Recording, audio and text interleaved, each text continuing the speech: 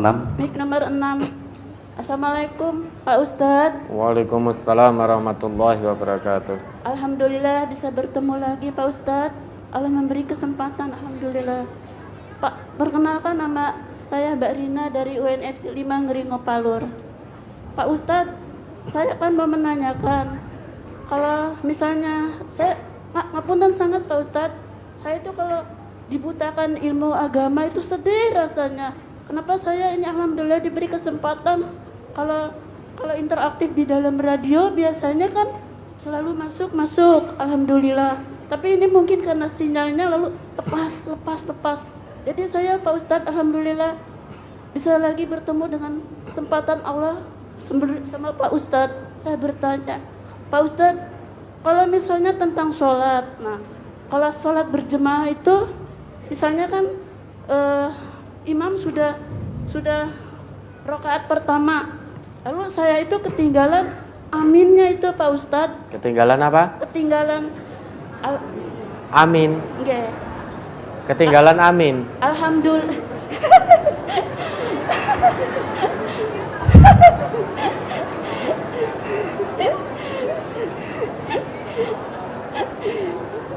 Oke, silakan dilanjutkan. Pak Ustadz kan misalnya rakaat pertama, ini kan sholat berjemaah di masjid. Rakaat pertama itu kan membaca Al-Fatihah, ngapunten Pak Ustadz. Nah, lalu kan mengucapkan amin. Lalu saya rakaat pertama ketinggalan. Kalau misalnya kan rakaat pertama ketinggalan, kita bisa menambah 1 rakaat lagi. Yang ditanyakan kalau misalnya ketinggalan 1 rakaat pas ngapunten Pak Ustadz Al-Fatihah amin itu, lalu masuknya di arah sebelah mana Pak Ustadz jalannya? Terima kasih Pak Ustadz atas pertanyaannya. Assalamualaikum warahmatullahi wabarakatuh. Pak Ustadz. Waalaikumsalam warahmatullahi wabarakatuh. Pak Ustadz, saya ngapunten sangat lahir batin. Mohon ini ada ibu yang mau menyambung kalau boleh dari Demak Pak Ustadz. Ya sebentar. Dengan tadi saudari ketinggalan amin di rakaat pertama, terus nambah rakaat lagi gitu?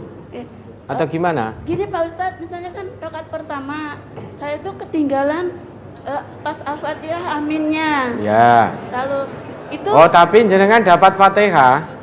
Misalnya jamaah sudah amin, jenengan baru menyendiri amin gitu. Atau pripun ini?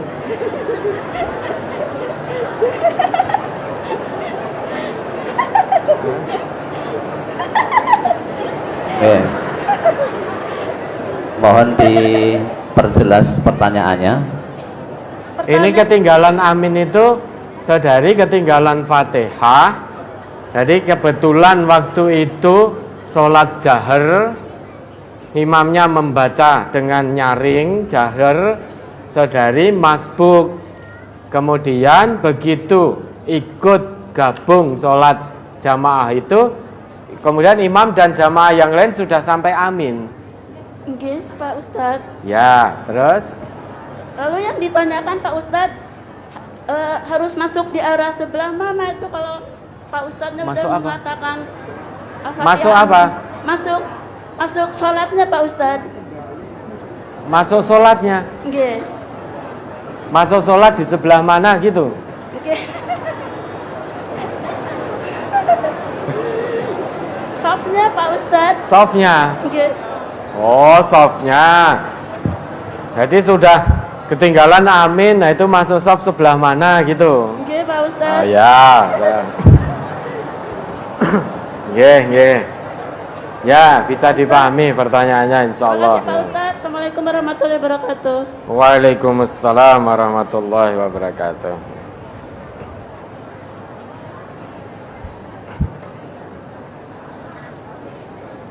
Assalamualaikum warahmatullahi wabarakatuh.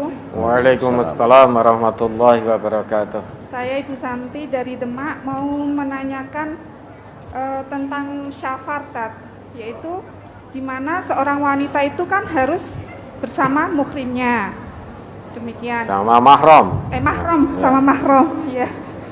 Sama mahram.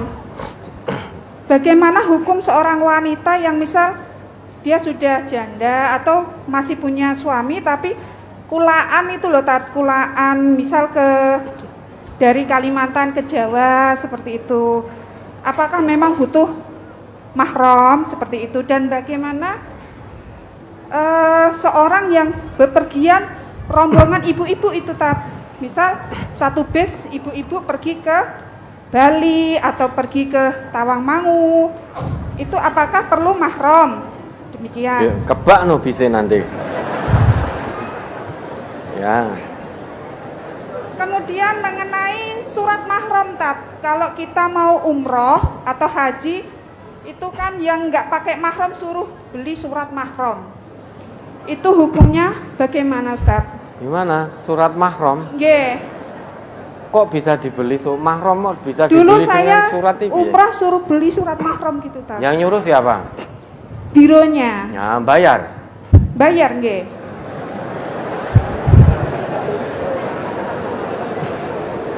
Ya, berarti mau mengelabui pihak sana, pihak Pokoknya Saudi. gitu, Tat. Ya haji juga gitu, yang tanpa mahram membeli surat mahram gitu, Tat. Berarti ngapusi itu.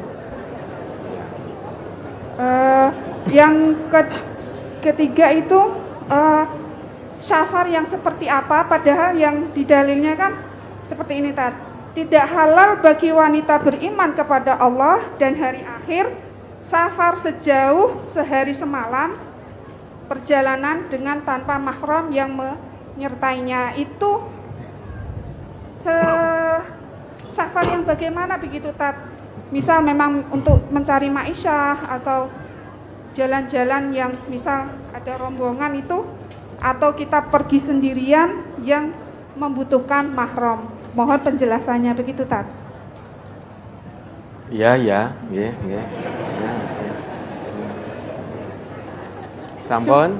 Demikian, Tat. Terima kasih. Assalamualaikum warahmatullahi wabarakatuh. Waalaikumsalam warahmatullahi wabarakatuh. Yang pertama, ketinggalan Fatihah, ketinggalan amin dalam Fatihah itu. Ya. Jadi imamnya sudah membaca ghairil maghdubi alaihim waladdallin, kemudian dengan makmumnya sudah amin. Nah, tadi ibu baru datang atau saudari tadi. Masuk sholatnya soft sebelah mana? Lah soft yang kosong memang itu paling belakang, nggak mungkin toh jenengan masbuk kok yang kosong depan itu nggak mungkin. Jelas yang kosong itu yang paling belakang. Lah yang kosong di paling belakang itulah panjenengan isi. Lah kan yang paling afdal soft terdepan, terus jenengan ngesuk-ngesuk itu ya tidak bisa, tidak boleh. Sehingga masuk sholatnya di soft yang paling belakang tentunya. Sebetulnya kalau menurut aturan Nabi, jamaah perempuan ini yang datang pertama, kalau memang itu ada jamaah lagi juga, ya, yang datang pertama itu ada di soft paling belakang kalau itu jamaah perempuan. Nah nanti perempuan yang masbuk, kalau memang softnya itu mengikuti aturan Nabi, dia akan mengisi soft yang paling depan untuk jamaah perempuan. Namun saat ini semua sudah ada tempat khusus di mana-mana. Ya, di masjid-masjid itu sudah ada tempat khusus yang memisahkan antara jamaah perempuan dengan laki-laki. Maka jamaah perempuan pun yang paling datang pertama dia akan menempati saf terdepan. Sehingga nanti yang datang belakangan masbuk biasanya dia akan dapat saf paling belakang karena safnya sudah terpisah. Sudah terpisah betul dengan saf laki-laki. Mungkin dengan takbir yang memang betul-betul rapat atau memang ruangannya dipisahkan. Namun jika kalau masjid itu, jamaah itu menggunakan shaf perempuan yang datang awal itu berada di shaf belakang, maka masbuk isi yang paling depan kalau itu jamaah perempuan. Lah nanti kalau imam salam, jenengan tidak ikut salam. Kemudian berdiri sempurnakan rakaat yang tertinggal Bukan berdiri karena ketinggalannya amin terus nambah amin tok, bukan. Tapi berdiri sempurnakan rakaat yang tertinggal. Lah kan masih dapat ruku'? Iya, masih dapat ruku', tapi jenengan tidak dapat Fatihah secara sempurna. Sedangkan Nabi ngendika, la sholata liman lam yaqra bi Fatihatil kitab. Tidak ada sholat bagi yang tidak membaca Al-Fatihah. Sedangkan dalam sholat jahar, kewajiban makmum itu istima' dan insot terhadap bacaan imam. Kalau jahar, imam membaca Fatihah, kewajiban makmum mendengarkan. Ya. Lah tadi sudah sampai amin, berarti jenengan dari Alhamdulillah, Ar-Rahman dan seterusnya tidak mendapati itu. Maka Fatihah tidak sempurna. Namun demikian, ada pula saudara-saudara muslim kita yang mendapati ruku' itu sudah dapat 1 rakaat sehingga tidak menambah rakaat yang tertinggal, wong sudah sempurna rakaatnya dengan mendapati ruku'. Bagaimana ini? Sudah saling menghormati, tidak usah saling memaksa. Kalau kami berkeyakinan bahwa meski dapat ruku' namun ketinggalan Fatihah berdasarkan hadis Nabi tadi, nah maka begitu imam salam, nah kita menambah. Tidak saling menyalahkan, tidak saling memaksa. Itu yang pertama. Karena di situ dikatakan la sholata. La itu kalau kata sesudah la itu mansub, akhirnya yaitu fathah, la sholata. Kan mansub itu ta. Ta kan harokatnya fathah, sehingga harokah mansubah, fathah. Setelah la kok harokat akhir dari kata sesudah la kok fathah, ada 2 makna. Yang pertama itu fungsinya lin nafyi, an nafyu, menafikan. Jadi menafikan berarti tidak sah, tidak dianggap, tidak ada. Seperti la ilaha.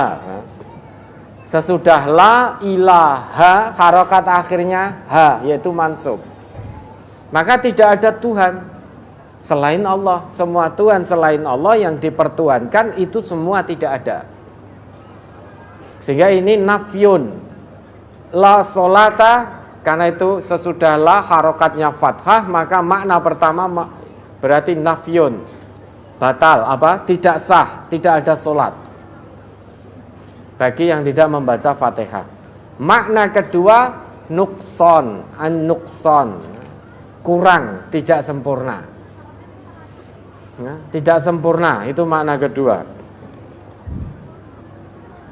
Dan kita tentu ingin sesuatu yang sempurna. Nah, namun demikian sudah tidak usah saling menyalahkan. Semua juga dilandasi dengan ilmu. Maka sudah jalankan sesuai dengan apa yang dipahami, yang diyakini.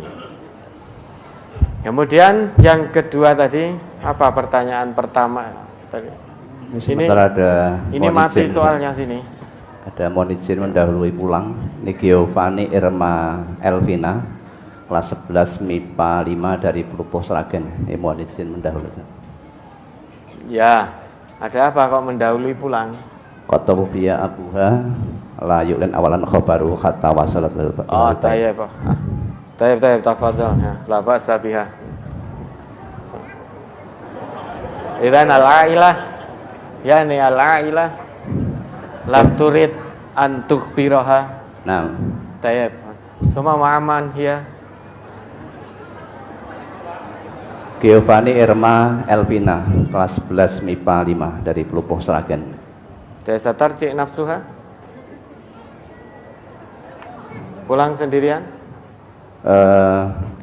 Pulang sudah ditunggu kakaknya. Oh ya, sudah ditunggu kakaknya, monggo. Ya, ini Dek Irma, ditunggu kakaknya. Ya, moga silahkan. Ma'assalamah ya. Ya. Kemudian tadi pertanyaannya, safar yang bagaimana yang harus disertai mahram? Apa seperti pergi kulaan dari Sumatera ke Solo, atau juga ada rombongan ibu-ibu yang piknik, apa juga harus disertai mahram? Ini yang pertama. Kemudian yang kedua, pergi umroh, apakah ini kan juga perlu disertai mahram? Kemudian ada membeli surat mahram tadi. Ya, yang kedua dulu. Membeli surat mahram ini berarti itu kan ada syarat dari sana. Ya, dari Saudi sana kalau perempuan itu yang mau umrah haji harus disertai mahram. Kalau tidak ada mahramnya, maka tidak bisa menunaikan umrah dan haji. Oleh sebab itu, ada biro-biro yang mungkin dalam tanda petik tidak bertanggung jawab bisa menyediakan surat mahram. Itu bunyi surat mahramnya bagaimana, Ustaz? Bahwa ini beserta mahramnya gitu. Nah, kalau itu yang dilakukan berarti menipu. Wong tidak disertai mahram, hanya disertai surat mahram. Harusnya sampai sana katakan, ya, saya tidak disertai mahram, tapi saya disertai surat mahram. Ini loh suratnya, gitu loh. Ya. Lah kalau itu yang dilakukan berarti menipu. Tujuannya agar lolos bisa menunaikan umrah, menunaikan haji. Untuk melakukan satu kebajikan, kenapa dengan melakukan satu kemaksiatan? Apapun alasannya, Nabi kita perintahkan alaikum bisidqi. Wajib bagimu berkata jujur di setiap kondisi dan situasi. Fa inna sidqa yahdi ilal birri. Karena jujur itu akan membawa kepada kebaikan. Wa innal birra yahdi ilal jannah. Dan kebaikan itu akan membawa ke surga. Sebaliknya, wa iyyakum wal kadhiba. Jauhkan dirimu dari bohong. Apapun kondisinya tidak boleh kita bohong. Kalau kita orang yang beriman. Meskipun biar bisa lolos haji, lolos umrah, namun tidak harus dengan melakukan satu kebohongan. Karena kebohongan ini harus dijauhi, termasuk membeli surat mahram tadi. Ini satu perbuatan dusta. Dan perbuatan dusta kalau berhenti tidak terus menerus, tidak berhenti, tidak tobat, maka dusta itu akan membawa kepada kedurhakaan. Wa innal fujur yahdi ilan nar. Dan kedurhakaan itu akan menyeret ke neraka. Meski demikian, ya, ada hamba-hamba Allah yang senantiasa berlaku jujur dan memilih kejujuran. Wa mayazalur rajulu yasduku wa yataharras sidqa hatta yuktaba indallahi siddiqan. Apapun konsekuensi yang akan dialaminya, apapun resikonya, meski pahit di awal, dia tetap milih kejujuran, tidak mau bohong karena tahu resiko kebohongan. Tidak selamat dunia akhirat. Maka meski resikonya mungkin tidak bisa umrah, tetap dia tidak akan beli surat mahram karena itu satu perbuatan dosa, menipu. Nah, besok lagi kalau mau umrah, karena dulu belum tahu, al-jahlu laisa fihi hukmun. Ketidaktahuan itu tidak ada hukum. Karena belum tahu, sekarang sudah tahu. Besok lagi kalau mau umrah, kalau memang persyaratan dari sana harus dengan mahram, tidak ada mahram atau yang lain yang mendampingi, maka tidak perlu beri surat mahram. Kecuali kalau aturan dari sana, bagi yang tidak bisa dengan mahramnya, bisa diwakili surat mahram, lah itu boleh, silakan. karena ada aturannya. Itu yang pertama. Nah, ada pula orang sudah tahu resiko bohong, resiko ngapusi, sampai dicap di hadapan Allah tukang ngapusi, tetap dia milih berbuat bohong demi keuntungan pribadi. Wa ma yazalur rajulu yakdzibu wa yataharral kadziba hatta yuktaba indallahi kadzaban. Akan ada orang yang senantiasa memilih kebohongan untuk keuntungan pribadi, berlaku bohong dan memilih kebohongan sampai dicap, disetempel di hadapan Allah sebagai pembohong. Orang jujur itu memang sunatullahnya biasanya akan mengalami kepahitan. Orang jujur itu qulil haq walau kana murran, katakan sejujurnya meski pahit akibatnya. Awalnya tampak pahit namun akhirnya manis, karena memilih kejujuran. Sedang kejujuran itu kebajikan. Kebajikan itu perintah Allah. Mentaati perintah Allah akan dibawa menuju surganya Allah.